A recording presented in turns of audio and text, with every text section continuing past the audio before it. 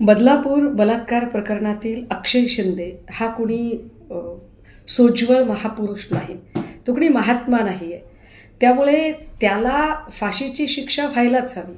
पण फाशीची शिक्षा होताना एक कायद्याची प्रक्रिया असते, ती फॉलो केली पाहिजे. या देशाचा शत्रू म्हणवणाऱ्या कसाबला सुद्धा फाशी देताना एक कायद्याची प्रक्रिया संपूर्णतः पार पाडली होती आणि तीच कायद्याची प्रक्रिया अक्षय शिंदे प्रकरणात सुद्धा पार पडायला हवी होती. मात्र अक्षय शिंदेचा अशा पद्धतीनं एन्काउंटर हे एका अर्थाने बदलापूर प्रकरणातलं सत्य बाहेर येण्याआधीच त्याला दडपून टाकण्याचा प्रयत्न केला गेला आहे. या सगळ्या प्रकरणाच्या निमित्ताने काही प्रश्न निर्माण होतात. प्रश्न क्रमांक 1, हैदराबाद बलात्कार प्रकरणाच्या नंतर ज्या 4 बलात्कारांचा एन्काउंटर झाला, त्यात जी स्वसंरक्षणाची स्क्रिप्ट वाचली गेली, तीच स्क्रिप्ट, तेच स्वसंरक्षणाचा बनाव बदलापूर प्रकरणातही केला गेला. हे फार उल्लेखनीय आहे. क्रमांक 2, अक्षय शिंदे जर इतका हिंस्त्र आणि गुन्हेगारी प्रवृत्तीचा होता तर त्याला ने-आण करताना पुरेशी काळजी पोलीस कर्मचाऱ्यांनी का घेतली नाही. क्रमांक 3, अक्षय शिंदेला दोन्ही हातात बेड्या असताना पोलिसांच्या कमरेचा पिस्तूल काढून पोलिसांवर फायर करणं शक्य आहे का.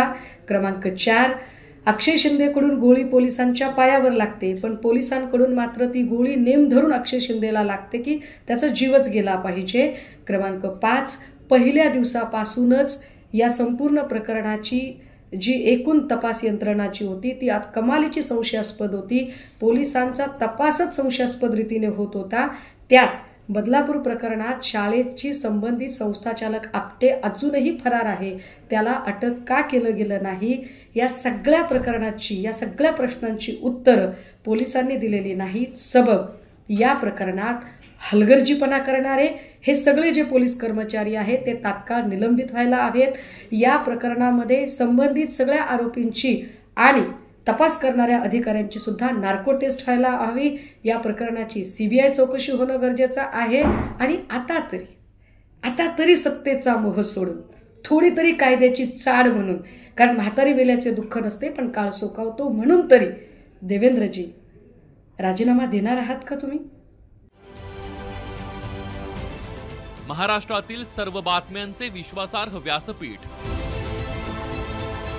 सकाळच्या सर्व सोशल मीडिया प्लॅटफॉर्मला लाईक, फॉलो आणि सबस्क्राईब करा. तसंच सर्व नोटिफिकेशनसाठी बेल आयकॉन प्रेस करायला विसरू नका.